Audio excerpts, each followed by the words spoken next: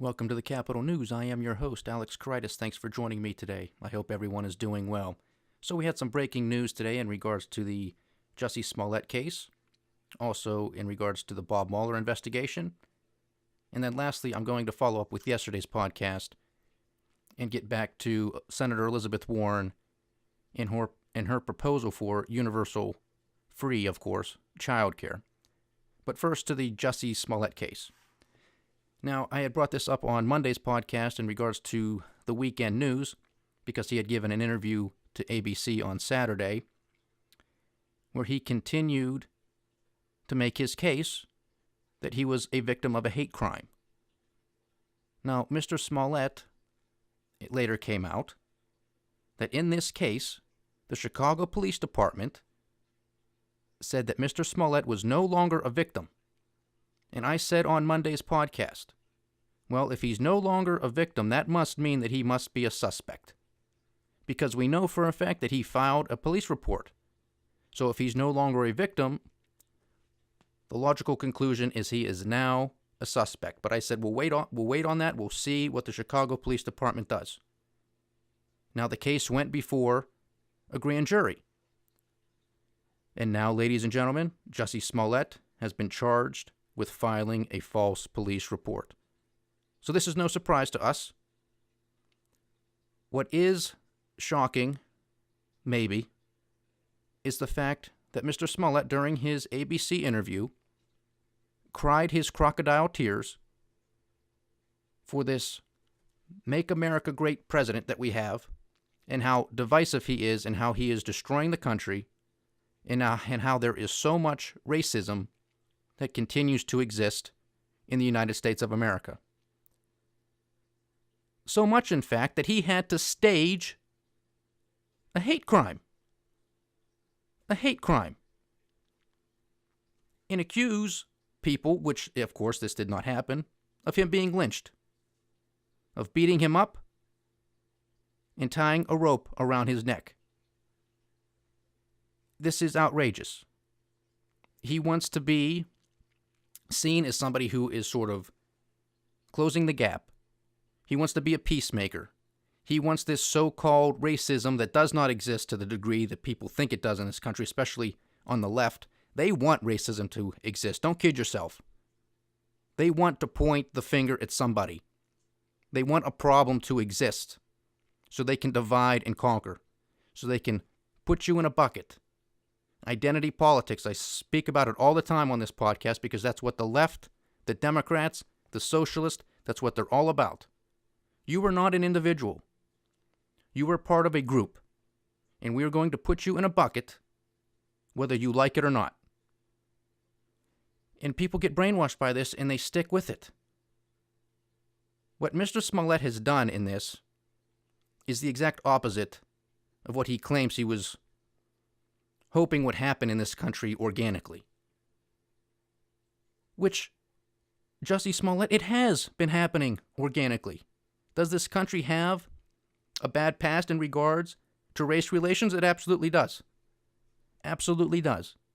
But it is leaps and bounds ahead of where it was in the 1960s. And to pull off an act like this is a disgrace, and it's disgusting. And I hope you're prosecuted to the fullest extent of the law. At the very least, the city of Chicago should sue him for damages because of all of the resources that went to this quote-unquote high-profile case in attempts to prove something that never happened because it was a fraud, it was a hoax. And the other thing, at this time, I do not believe that Fox has fired him. Well, Fox should fire him immediately. Immediately. There have been a lot of people in the news industry, in Hollywood, in business, that get fired for much less on allegations. I very much believe in due process. I very much believe in innocent until proven guilty. But other people have been fired. So I hope he gets fired immediately. But I doubt that's going to happen. I doubt that's going to happen. And it could be because he's black and homosexual. So Fox doesn't want to be pegged as being a racist or homophobic, because that's two identity boxes to check off the list. Let's not look at the facts of the case. Let's not look at the content of the character here, Mr. Smollett. Let's just look at these artificial features. That his skin is black and that he's a homosexual. That stuff's not supposed to matter. Fire him. Now, I'll keep you posted, if it interests me, on other times to see how this case progresses. But it's a true shame that it gets this much media attention. And then the other thing, he sends himself a letter in the mail, allegedly, of crushed up aspirin, pretending to be, I guess, anthrax, with a hate message in it. Now, he sent that through the U.S. Postal System, so is this going to be a federal offense that he gets charged with, too? This guy's in a lot of trouble, and we'll see what type of defense his lawyers put on. Maybe they'll bring up Trump derangement syndrome. I'm telling you, it's a real thing, but it's no excuse in a court of law. No excuse. Now, moving on to the Bob Mueller investigation. Now, obviously, Bill Barr is our new Attorney General. He was approved last week in the Senate. And I had mentioned that I had expected him to be confirmed and that this investigation would be coming to a conclusion, although I didn't think it was going to be this soon, to be honest with you.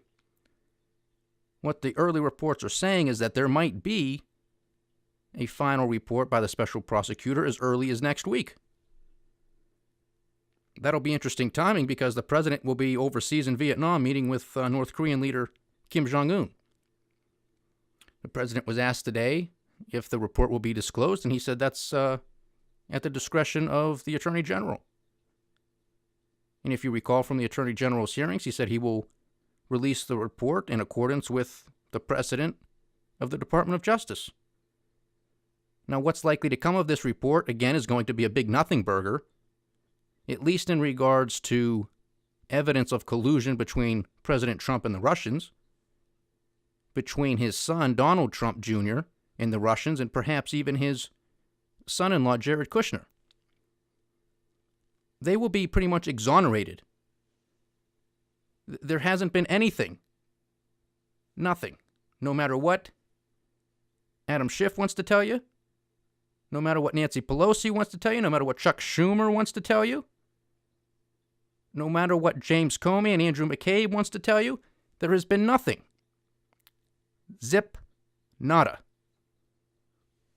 What we do know is that the Senate Intelligence Committee's come out, and after interviewing 200 witnesses and going through God knows how many documents, there's no collusion between President Trump and the Russians. So the only thing that could come out that might be some sort of bombshell is actually if, and this is a huge if because I highly doubt this happened, if Bob Mueller and his investigation actually looked in to the people who committed collusion with the Russians in the 2016 campaign, and that would be Hillary Clinton, her campaign, and the Democrats. Now, I am highly doubtful that that took place in the Bob Mueller investigation. However, and I've been saying this before with a lot of fireworks that might be coming, I do have reason to believe that there are other investigations underway in that regards. And that once all of this hoopla and Beltway drama rids itself of the 24/7 mainstream media for probably a good week or two, then we'll start to see some fireworks in the spring. At least I hope it's that early, because the truth needs to come out. I'll keep you posted on new updates as they become available. Now, moving on to the main story for today's podcast, we have an article from the Fiscal Times. Elizabeth Warren proposes universal childcare paid for by taxing millionaires. Because taxing millionaires obviously pays for everything. Senator Elizabeth Warren, who's running for the 2020 Democratic presidential nomination, on Tuesday unveiled a universal child care plan that would cap families' expenses at 7% of income, no matter how many children they have, It would be paid for, Warren says, by her proposed wealth tax. Warren's new plan would provide free child care for families with incomes below 200% of the federal poverty level, meaning less than $51,500 for a family of four in 2019. Families making more would have to pay, depending on how much they earn, but no family would pay more than 7%, the figure that the Department of Health and Human Services uses to define, quote, affordable child care. Many families now face child care costs significantly higher than that. As of 2017, married couples paid an average of 11% of their household income on child care, while single parents paid 37%. Quite the difference. This is according to research and advocacy organization Childcare Aware of America. There was also a report out of Bloomberg News. Americans pay nearly as much for child care as they do for rent, with the average cost of child care in the U.S. approaching $1,400 a month. The article moves on and tallies up the costs. Warren's plan would cost a net $70 billion a year, according to an analysis by Moody's Analytics, an amount at least 4 times what the federal government currently spends on its main early childhood programs, which includes Head Start, a block grant for child-level child care programs, and a tax credit that mostly benefits middle-class families. Warren says the new program would be paid for by her proposed ultra-millionaire tax, which would apply to families with a net worth of more than $50 million.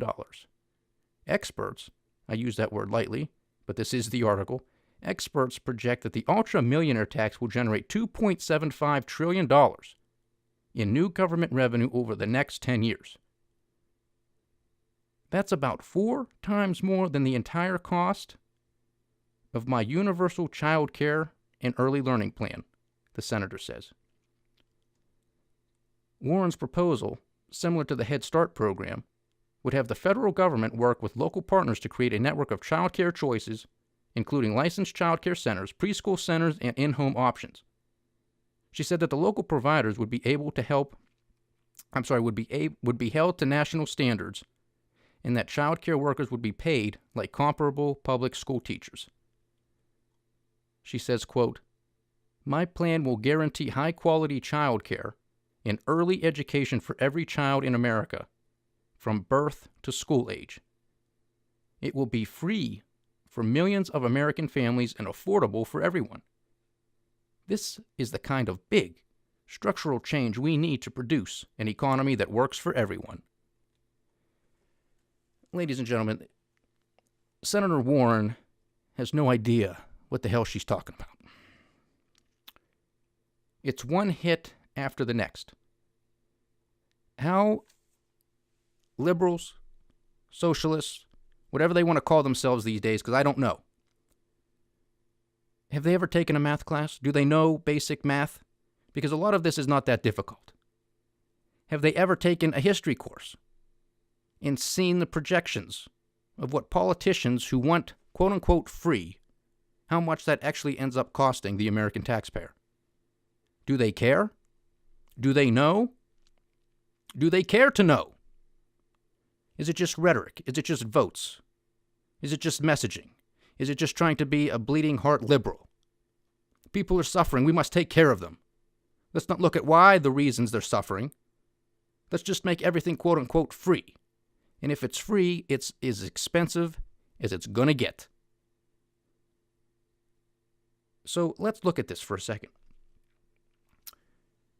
We have, according to the quote-unquote experts, that her ultra-millionaire tax, which again is going to affect families who have a net worth of more than $50 million, will generate $2.75 trillion with a T, in new government revenue over the next 10 years.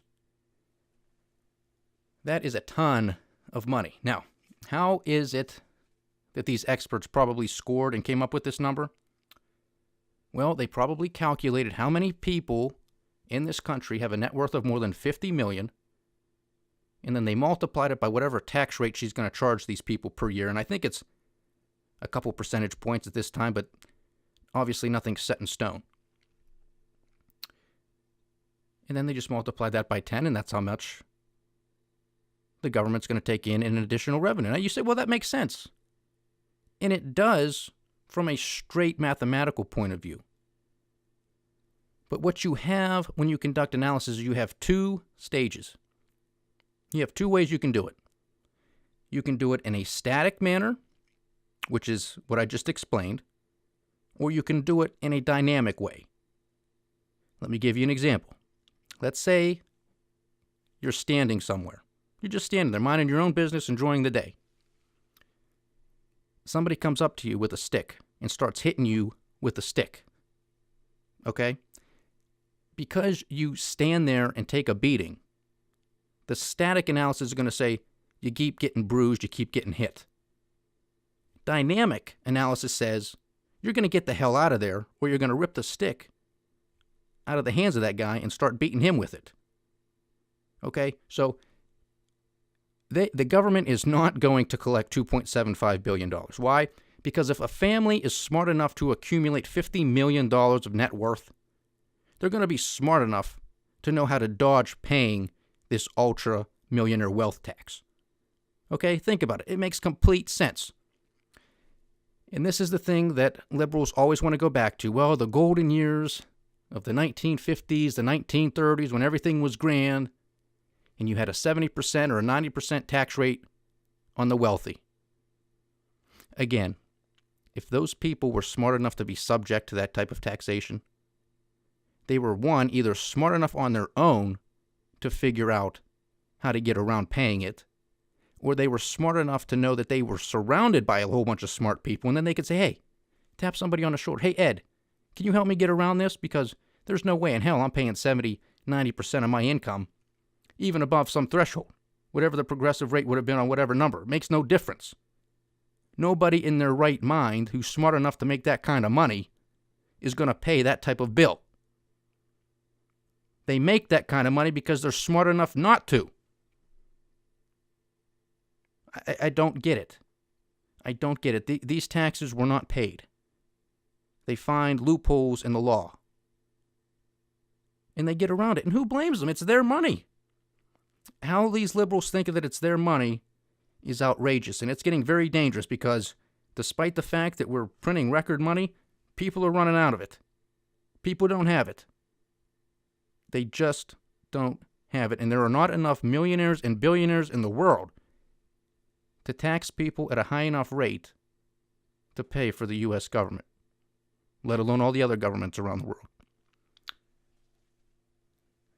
So there we have it. We have another quote-unquote free program bought and paid for by taxing the millionaires.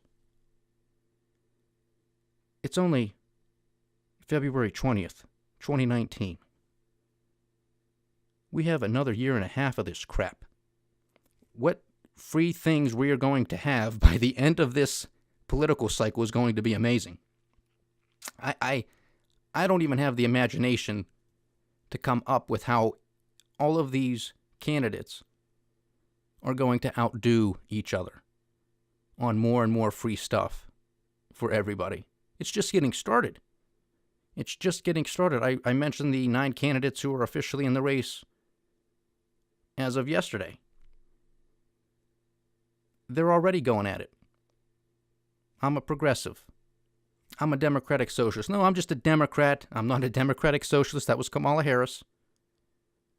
Don't call me a democratic socialist. I am a Democrat. She's smart enough to know that the word socialist is not going to get her elected to the presidency. Now, crazy Bernie Sanders, he welcomes it.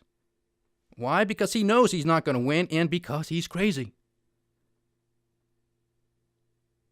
Pocahontas has no chance in hell, but that's not going to stop her from running. And I'm not going to say she can't run. Of course she can't. Anybody can get up there and run. But she's not going to win. She's just not going to win. She doesn't have it. And especially with these types of ideas. Now, another thing that was interesting with Senator Kamala Harris, she was up in New Hampshire campaigning, obviously getting out there, shaking hands. All that good stuff that you do on the campaign trail. And she was asked about how she's going to pay for her Medicare for all. Because that's going to be free now too, right? That's free. Everybody's health care is paid for. It's free. Medicare for all. How are you going to pay for it? Well, she cited President Trump's tax cuts and how $1.5 trillion went to the corporations in the tax cuts. We're going to get that money back. That's what she said. We want that money back. And of course, the room erupted in applause. It's not your money. What don't you understand? It's the corporation's money. It's the people's money. It's not yours. Money is property. Plain and simple. They earned it. They didn't force people into their stores. They didn't make them pay whatever price they were asking for their goods or services. They earned it. It's theirs. Let them keep it. They want to reinvest it? Fantastic. They want to put it in their pocket? Fantastic. It's not your business. It's not your business, so stay out of it. But these people can't help themselves. They think it's money, they think it's theirs. I've never woken up and said, my goodness, that guy across the street's got a lot more money than me. Let me go get it. That's theft. That's theft.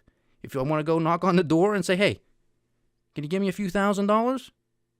That's up to me. I still would never do that. I wouldn't even ask for that. But these people who want to be the most powerful person in the world, or at least have very important positions within our government as senators, as governors, as congressmen and women, they think it's theirs. That's socialism. That's the confiscation of property. We are supposed to have minimal taxes in this country. We fought a revolution to start this country based off of overtaxation. Now look at where we are. We're taxed to death. And we have major political figures in a major political party who just want to take more and more and more, and then give it back to everybody as if they're Robin Hood and everything's free. It's out of control. Now, another thing I want to bring up in regards to this article and this childcare stuff, especially in regards to the single parents, because it's always the left that seems to glorify single motherhood. So this is a social issue to me. They always want to applaud single mothers who have to struggle to raise their children. They work 2-3 jobs. They bring them up on stage. They call them out by name. They praise them. She did it, so can you. It doesn't work like that. It doesn't work like that. We have enough history and enough statistics to know that children do best when they're raised by both a mother and a father. And if they don't have a father figure, they're more likely to commit crime. They're more likely to do poorly in school. And the lists go on and on and on. It's just not a good thing. It's great to have a female and a male influence in your life. It's a balance. It's nature. It's how it works. But again, this is an attempt by mommy and daddy government to raise people from cradle to grave and offer everything in between. Not to mention that most single parents, again, those primarily they are women, they struggle financially. And to an extent, I do have empathy for them. I do feel for them. Because maybe they were in college and got pregnant and the guy left. And now she's stranded. She couldn't finish school. She only has so many skills. She can only do so much to take care of herself and her children. I get it. But there's also some personal responsibility on the other side. It takes two to tango. So if you're a woman out there, you're sure, you can do what you want, but there's consequences to those actions. And if you're not smart enough to make the distinction between being with a boy or a man, obviously a boy is going to leave you if you get pregnant. A man will step up and be a father. If you can't make that distinction between a boy and a man, then maybe you shouldn't be having sex. Maybe you're not smart enough to do it. Because I don't want politicians getting up there and saying, well, I feel bad for you. Let's reach into everybody's pocket and pay for your problems. I don't ask anybody to pay for my problems. It's not right. It's not right. You don't force it. You want to go to a charity? You want to go to your community? You want to go to your family? That's completely different. Completely different. I want everybody to succeed. But I don't want the government reaching into everybody's pockets, claiming that things are going to be free to pay for everybody's problems. Free healthcare. What does that mean? What does that mean? I don't know. Because if it's free and you can't be denied, you can't be turned away, are people going to respect themselves? Are they going to respect their bodies? Are they going to eat healthy? Are they going to exercise? Or are they going to say, screw it. I'm going to eat everything that's not good for me, but it tastes real good. I'm going to get fat. I'm going to clog my arteries. I'm going to get diabetes. I'm going to get arthritis. I'm going to get asthma. But it tastes good. And when I have medical issues, the government's going to pay for it. It's just one moral hazard after the other. Have as many kids as you want. The government's going to pay for all of them. Eat as unhealthy as you want. The government will pay your hospital bills. Does this sound like free market capitalism? Does this sound like a United States you want to be a citizen of? Stand up and say no. Thanks for joining me today, everybody. Please like, share, subscribe. Get the word out. Leave your comments. This is the Capital News. I am Alex Caritas. Godspeed.